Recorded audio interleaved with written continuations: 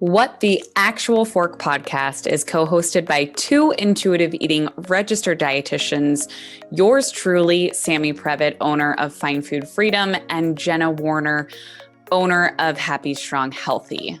We can't stand diet culture bullshit and love keeping it real. Our mission is for all humans to believe that they are made for so much more than chasing a smaller body. We are also here to share with you that food can be fun and pleasurable again. Although we are medical professionals, we are human too. We are not afraid to share our deepest, darkest secrets and how years of our lives were taken by diet culture. We started this podcast so no human has to feel alone in their journey towards food freedom. So get comfy and join us for a casual convo where you can expect to laugh, cry, learn, and grow.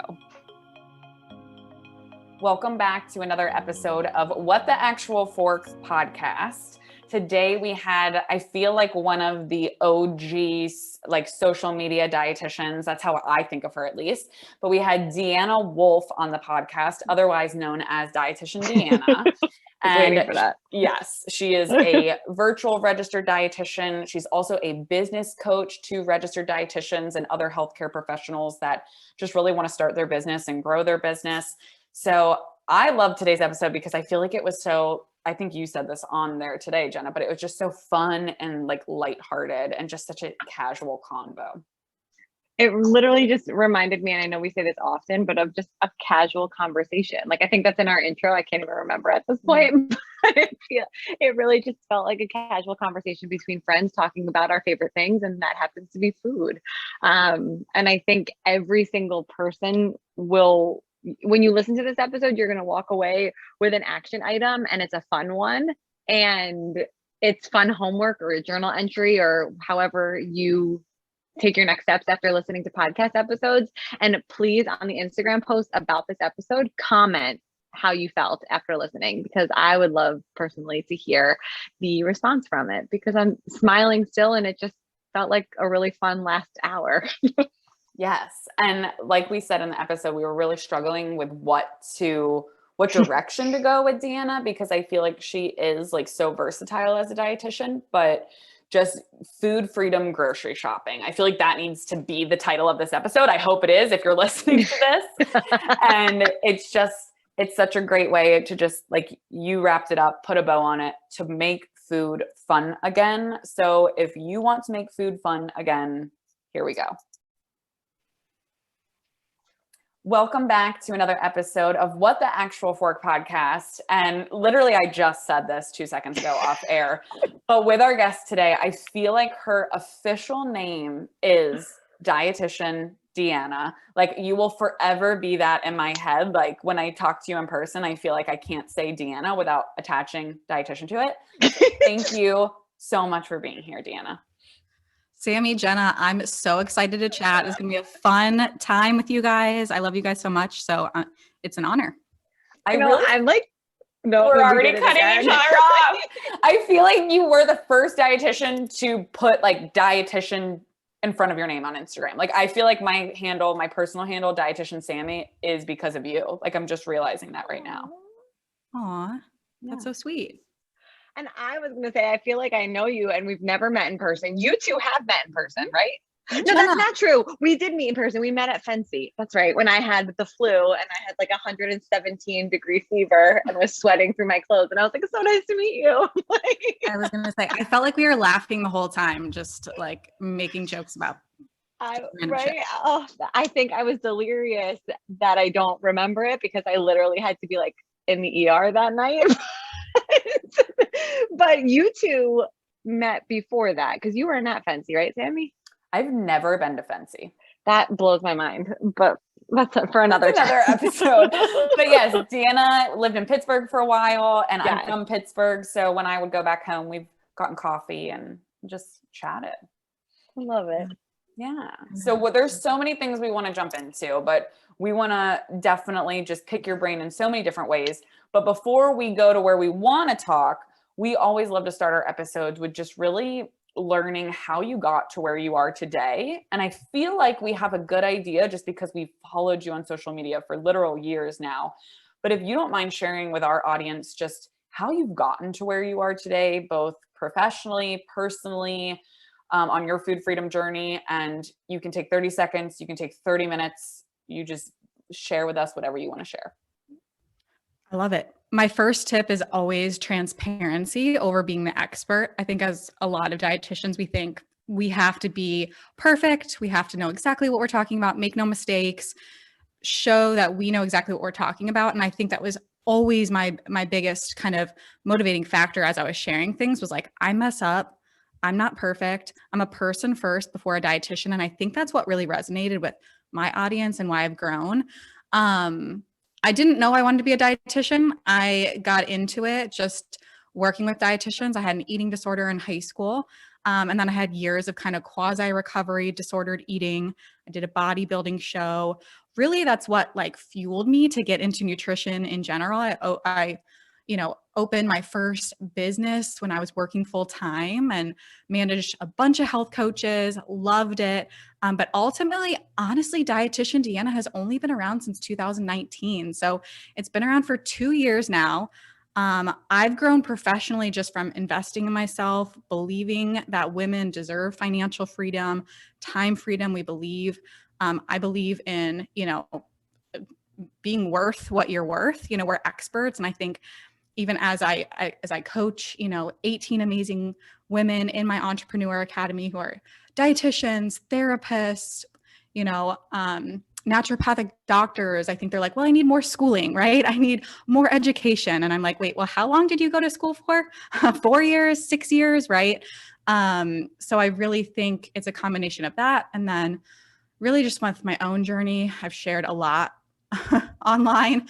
So it's almost like where to start, but it really has been kind of full circle to feel like I, just have been able to overcome what I have with my disordered eating, macro counting, to now true intuitive eating and food freedom. And I give all those tools honestly, we've now hit almost 600 women and men in my food freedom breakthrough program, which is just amazing. It's like my passion. It's my baby.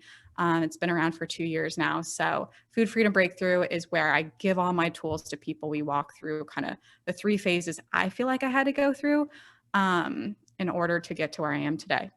Hopefully, I think that was really high level, but if you want any details, let me know. We like high level. That was really good.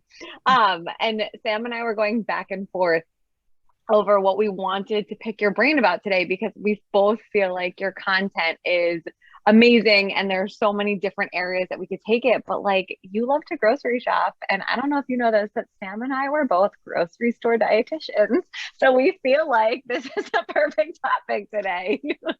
How do you feel about that? I love it. I think I had even said before we started recording, I think there's such a balance that people don't quite understand with intuitive eating and food freedom of how to actually like approach nutrition in a positive way. And I think that's always what I hope my clients and students take away, is that you can still, fuel yourself and there's still health involved. It's just not so much numbers and calories and grams and right. It's more like, what satisfies me? What textures do I need? Like, how can I make sure I'm full for 3 to 4 hours? Am I drinking enough water? Like, kind of not back to the basics. It's definitely like there's some sciencey shit behind all of this that we've learned over 6 years, right? But it's really just getting away from, well, my snacks can only be 200 calories. My meals can only be 400 calories.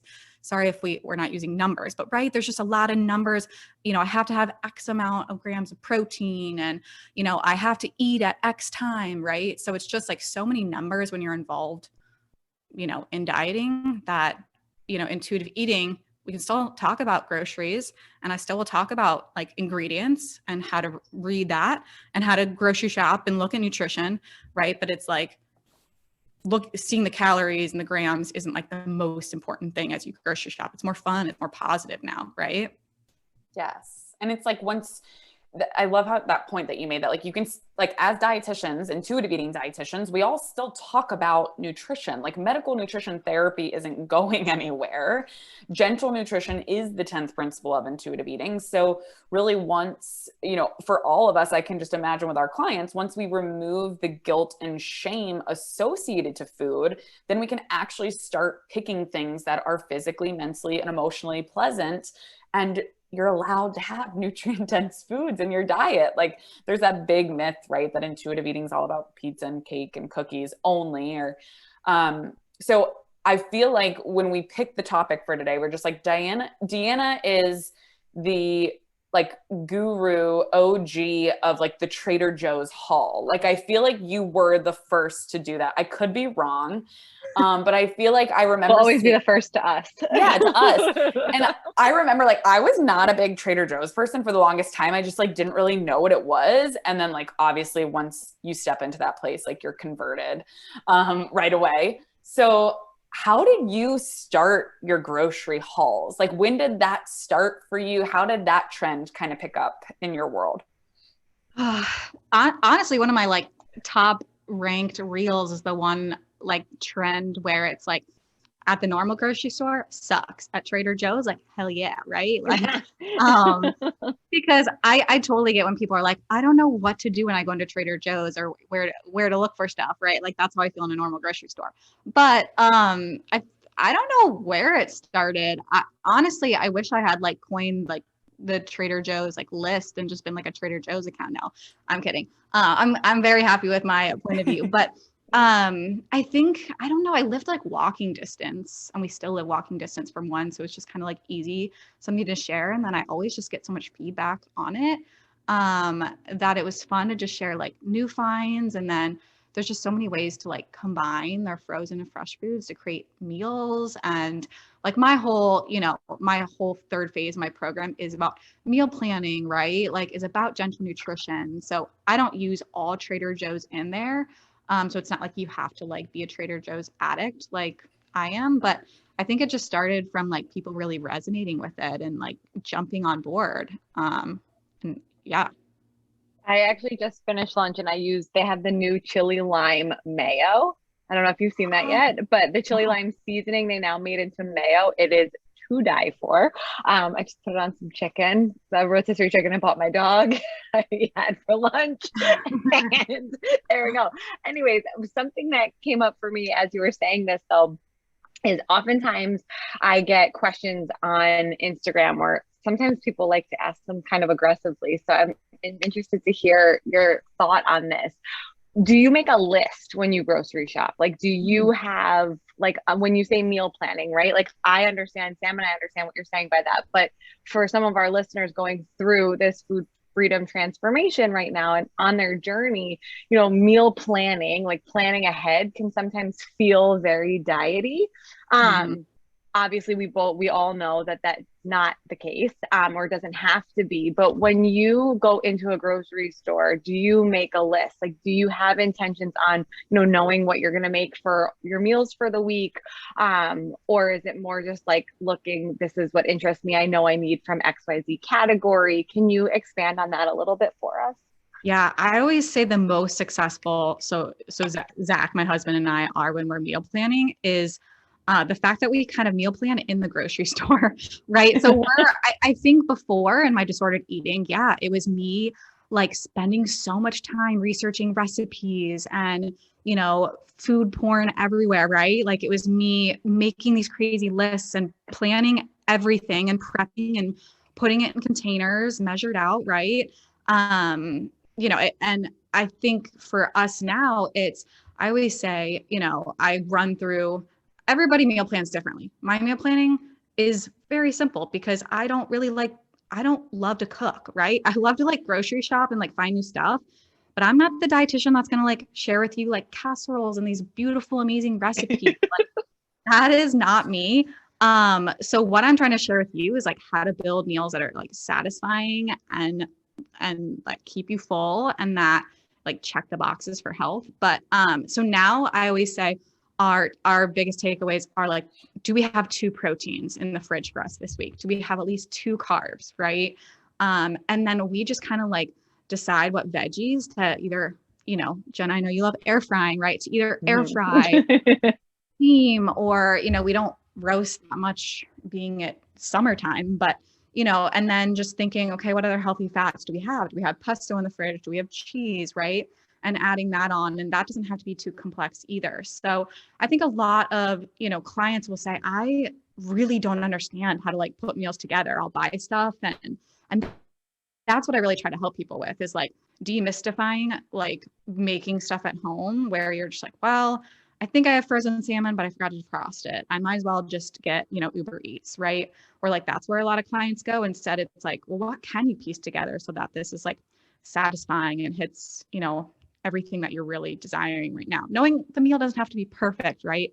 But I don't remember the original question, but this is perfect. No, this is perfect. But that's really it. Like we're in the store and it's kind of like, does salmon sound good? Okay, salmon, what else do we need? Do we have, we always have eggs, but like having at least 2 protein sources every week, 2 carbs. Are we going to do sweet potatoes this week? Are we going to do the microwavable jasmine rice? Are we going to, have to cut up the sweet potatoes? When am I going to do that? So it's like, what ingredients? When do I have time to do that? Because like, do I need to do it right when I get home from the store? Which I don't do a lot. So a lot of it is pre-made. And then just like throughout the week, we're kind of just like, well, tonight we'll do this, right? I am not the dietitian that is like, Monday, we're going to have, tacos, and Tuesday, that just like doesn't work for my lifestyle. Just because Zach and I, like, he works a full-time job. He's in an office, right? Like we hit up the gym together. Like I meet him at the gym and then we go home and it's kind of like, okay, let's do dinner. Not everything is planned and prepped perfectly. So that's our lifestyle. And I try to share that with others through my program and through Instagram. That was amazing. And I just have to say, I love how many things you guys do together, because my husband and I cannot grocery shop together. We're like 2 animals in the grocery store that go opposite directions. And we also can't work out together. We are not always together in Trader Joe's. Usually like I'm running around looking at all the new stuff and he's like getting like the staple, like avocados, apples, right? Like he's like so regimented and I'm like, I want to check out all the new stuff. Like I'm like the kid in the candy store, right?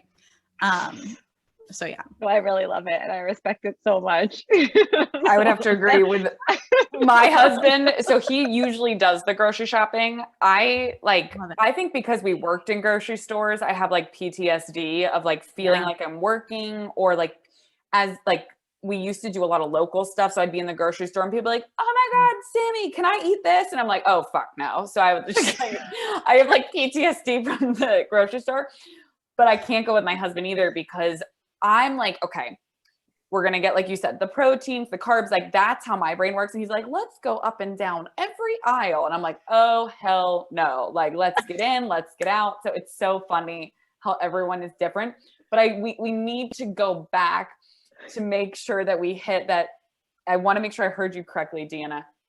Both places you've lived walking distance from Trader Joe's. That is so impressive. Amazing.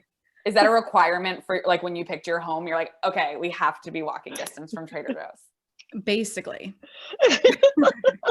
I seriously freaking love that. And I'm so jealous. And the only way I get Zach to grocery shop with me is if I'm like, okay, we can go on a bike ride later, right? Or like stuff like that. But he's so supportive. And in my first trimester, I did not grocery shop at all. Like I was sick. Yeah, I'm still Instacarting from pregnancy through postpartum. I think I've grocery shopped twice. And then I saw on their website, I didn't know this, but I was using the computer today to do it. And I use Wegmans for Instacart for here. And it says on it, prices are higher than in store. And I'm like, what the fuck have I been doing this whole time? What's the convenience factor, right? Like, who knew? I always wondered why I got like alerts on my phone that was like high charge on your American Express card when my Instacart goes through. But that's for another day. Now we know. But I love how you both I know, Jenna, you asked the question. Deanna, you did an awesome job explaining. And I think a big thing I just want to highlight for listeners is like, when people hear the word meal planning, I feel like that could be so triggering, because the definition of meal planning coming from diet culture versus the intuitive eating lens is completely different. So just calling attention for listeners that like what is your intention behind meal planning, right? Because if it's like, Deanna, you were explaining like previous you like in diet culture, right? Or eating disorder, it's like, it was to shrink your body, to control the calories, to control the macros. But now your intention behind meal planning is what's going to satisfy us, what's going to be easiest to get fuel in this week, right? And like what's going to be enjoyable. And I think that's such a beautiful thing, is noticing that like meal planning can exist in diet culture and it can just exist in intuitive eating and food freedom life, but it's completely different. And so I love how you kind of showed both sides of that. And that's so beautiful to see that transition. Yeah, perfect recap. Yeah. So we have to ask, like, what's your favorite, if I put a gun to your head, which that's scary to even say, I don't know why I said that. But if we put a gun to your head and said, you can only have one Trader Joe's food for the rest of your life, or you can pick this is a hard question. 3 items, what would they be? That's truly the hardest question. That's a mean question. I know, but I have to know.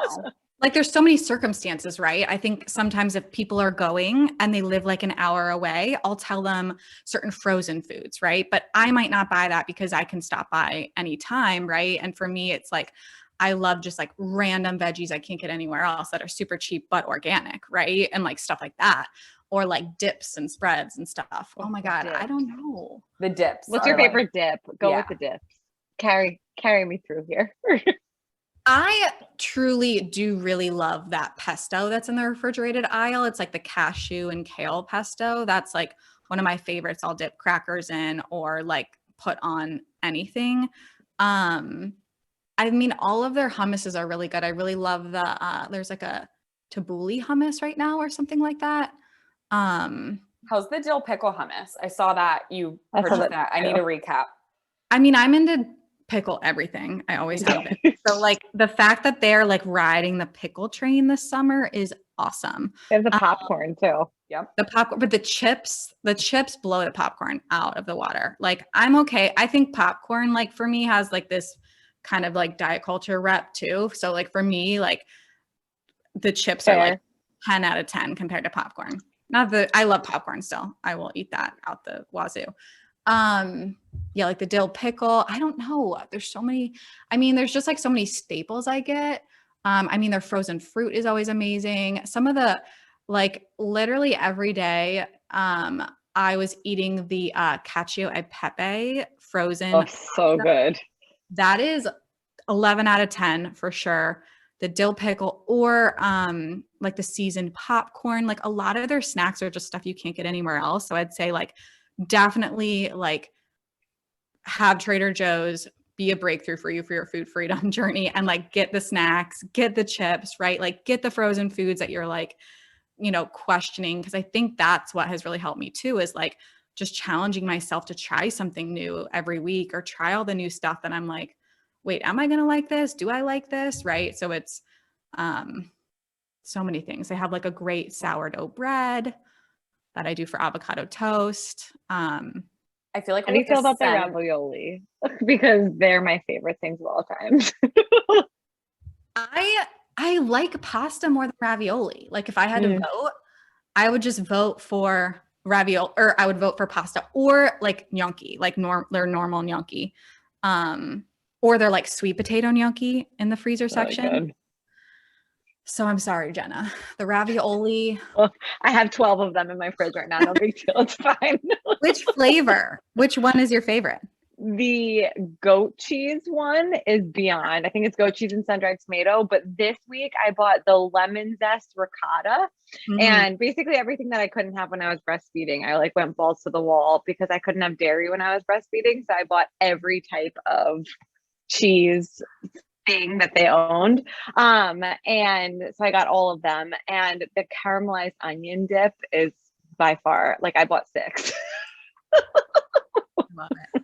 Those are my favorites if you were shooting these two. The unexpected cheddar cheese is really good if you're on a cheese kick. It's like a shredded cheese, but it's so satisfying. I put it on eggs and it's like so good. It crisps up in the pan. Like I'll put it on the eggs as they're cooking. I feel like we are not allowed to like air this episode until we talk to Trader Joe's and get like mad sponsorship from them, because people are just going to be running to Trader Joe's now. But I love that you brought up their vegan kale pesto is what you called out on the refrigerated section. That shit goes good on everything. I put You that love on that. gnocchi, protein, like salmon, anything. So that made me think, with, you've mentioned a couple of times, like the frozen items, right? Those dips. Any like simple tips you have for listeners on using, it could be Trader Joe's, it could be just general grocery items, like convenience items. Like, can you myth bust for our listeners that convenience items can be used in many ways and can be a part of an air quotes healthy diet, aka what you're eating and drinking? You can kind of talk about convenience foods a little bit. Yeah. It's interesting you say convenience foods, because I feel like there's so many different terms right now that people get confused, right? I've done a couple posts on processed and what that means. And there's even now ultra processed and ultra processed, right? Because processed at the end of the day is truly just like cutting up a head of broccoli, right? Like just cutting and slicing, and your favorite organic, nothing added tomatoes are processed in a can, right? So again, like realizing kind of the difference between all like convenience, processed, like all of those terms are just so interchangeable, or like, I just think people get confused with them. So, yes, they can completely be part of like a diet that makes you feel good and that can reach your goals no matter what your goals are, right? So if you really are in this journey, I think the most important thing is taking away like having to pick up a product and be like, well, this has too many calories, or counting macros, like this has too much fat, right? Or this has too many carbs. And instead being like, will this be something that I'm going to enjoy, right? Like maybe you don't know, maybe you got to like put out a vote, right? And decide if it's a product that is good or not, right? But you have to take away the thought that frozen foods are, off limits. Cause I think a lot of people think, well, I have to have like, farmer's market, like head of broccoli, which like I buy pre-chopped broccoli because that works for my lifestyle. And I think a lot of times when us as women, especially when we get into intuitive eating and we're like, we don't want to think about food at all, then you're on the other spectrum of like kind of being like, well, I'm hungry. What do I eat now? Being stressed, and then kind of just like eating a bag of chips. And that doesn't feel good either. So that's why I always say, like, you kind of have to be able to not think about food at all. You have to prepare a little bit to help you think about it less too. So instead of just eating the chips and like not feeling great and fueled, you actually do prepare a little bit with, okay, well, do I have the frozen cacio e pepe? Can I add some shrimp to that and some spinach, right? Like that's an easy idea where it's like, some people may be scared of like a frozen pasta, but can you add something like shrimp and fiber from the greens? That's like a more satisfying meal, and you're kind of combining things to make that more satisfying and keep you full and be a more balanced option. I love that. Same. Yes. Always myth busting. Like that was the biggest thing I would think as retail dietitians, that people be like, frozen food is unhealthy, blah, blah, blah. Always. Like, no, like it is a necessity and it is super easy. And like you said, you can pair it with things. And just want to reflect what you said about too, like, I forget exactly how you said it, but that's such a common thing with intuitive eating in the beginning. People do go to like, I'm not even thinking about food. And then they get hungry all the time. So like in the beginning of your intuitive eating journey, there definitely is like a hyper consciousness of being aware of hunger. And you have to think about it a little bit to be able to not think about it, if that makes sense. But so I love how you touched on that too. Love it. Awesome. Well, our last question for you, and I know this is a hard one. This is a really broad one, but here we go. With everything that we talked about today, for our listeners who are on a journey to food freedom, they're trying to be intuitive eaters, maybe they're already intuitive eaters. What if you had like one piece of advice that you could give them? If they don't remember anything else from this episode except what you're about to say, what do you want them to hear? I feel like it's different than what we talked about on this. Like, yes, I would say for sure, have fun in the grocery store, like try new things. I think I have kind of like 3 takeaways. I don't know if there's one. I think one, like, where I think I hear a lot of women is like looking at hunger as a good sign, right? Instead of like a negative, I have to suppress it. I have to figure out my appetite. Like, don't look at calories anymore as like enemies and look at them as energy in a good way, right? I think people think with intuitive eating, it's like calories don't count, right? But we're like, no, calories count, and that's awesome. Like, that is a positive thing. So we're not like negating science and calories and energy. We're just talking about it in a new way. And then I think it's just like the other quote that I always come back to with clients is like, your fear of gaining potentially a small amount of weight to like fix your relationship with food and finally be happy, like happy in your life, is keeping you at war with your body and food for the rest of your life. And so I know everybody's scared to start this journey, right? Or as they start this journey, they're like, well, I don't want my body to change. And I think when you realize that that fear is holding you back from so many things, to be able to live a life that's free, I really hope people take that away too. Like, you can be scared and still do it, right? So I hope people really do walk away with that as something that they take away from, that I try to share a lot. I appreciate these so much. And there's 2 things that I want to call out that I want our listeners to really hear from this episode, because I don't think we've really said these out loud in this way yet. But like, number 1 is, we touched on this in like 15 different directions, I feel like, but like, everybody needs to remember that intuitive eating was created by registered dietitians. And with registered dietitians, like, we have a responsibility to do no harm for the people that we work with, right? And so intuitive eating was created by dietitians that don't want to hurt people. They want to help people. And I feel like when people think about intuitive eating, they sit there and they say what Sammy said before, cookies, cakes, pizza, whatever. But the reality is, everybody, is like, this was created to help, not hurt, to promote health, not hurt it. And your nutrition, your diet, AKA what you eat every day and how you think about food, is the focus. Like, I feel like people don't hear that. And I think we said it so many times today, but I want people to remember that and like understand it. Like, I said that to someone the other day and they were like, I didn't know intuitive eating was created by dietitians. I'm like, who the fuck did you think created it? So like, okay. Anyways, and then the next one is that food is fun. Like, I just feel like this episode just was light and airy. And like, we talked about food in like we were talking about our best friends, right? Like the popcorn or the dill pickles or whatever it is. And that's something that I hope everybody that hears this episode can like walk away and think to themselves, like, what food makes me this happy? Like, because I feel like we're so happy just like talking about the foods that we love. In one particular grocery store, like, we could do an episode on every single grocery store at this point, because food should bring that level of joy. It doesn't have to all the time, but it can. And I think that that's something that I just wanted to call some attention to. Love it, Jenna. Is definitely needed.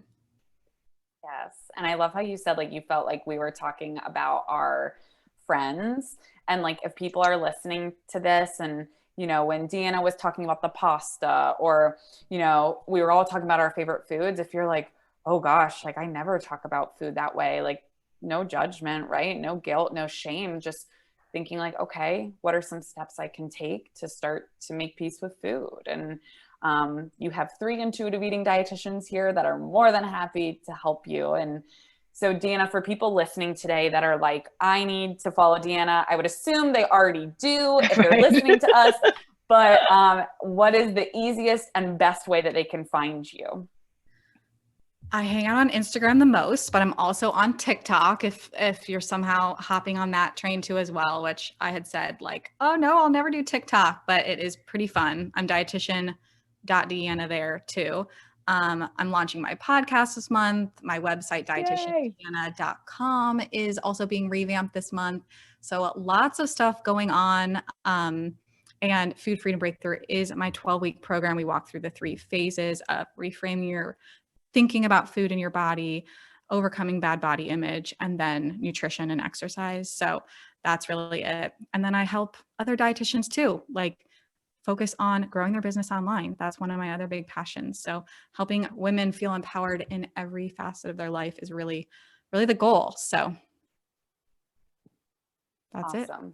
So for anybody listening, head over to Instagram at Dietitian Deanna, and you can find all of that information there. Perfect. Guys, thank you so much for listening to another episode of What the Actual Fork Pod. We know there are a lot of pods out there, and we are so grateful that you are here listening with us. If you enjoyed this episode, please be sure to subscribe, like, share with all your friends and faves, and follow along with us on social at What the Actual Fork Pod. We promise to continue to bring you the hottest topics, greatest guests, and the most fun you can possibly have while fighting diet culture bullshit. We love you, we appreciate you, and we will see you next week for a lot more fun.